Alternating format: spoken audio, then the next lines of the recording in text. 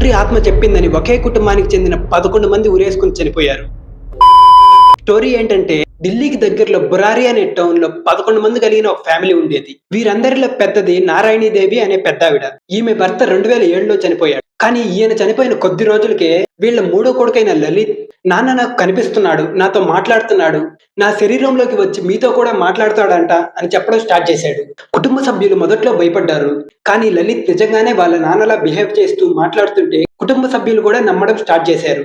చివరకు వాళ్ళు ఎంతలా నమ్మారంటే 11 సంవత్సరాలలో వీళ్ళలో ఒక్కరు కూడా దీని గురించి బయట వాళ్ళకి చెప్పలేదు. వారానికి ఒకసారి వాళ్ళ నాన్న ఆత్మ లలిత్ శరీరంలోకి వచ్చి ఇలా 2007 నుంచి 2018 వరకు వాళ్ళ కుటుంబ సభ్యులతో మాట్లాడి వాళ్ళు వాళ్ళ వ్యాపారాలు బాగుపడేదానికి సూచనలు ఇచ్చేవాడు.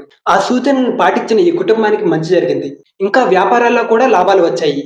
కానీ 2018 జూన్ 30న ఈ రోజు రాత్రి మీరందరూ ఉరేసుకోవాలి, కానీ మీకేం కాదు, ఇలా చేయడం వల్ల మీకు ఇంకా మంచి జరగద్ది అని వాళ్ళ నాన్న లలిత్ శరీరంలోకి వచ్చి కుటుంబ సభ్యులతో చెప్పాడు.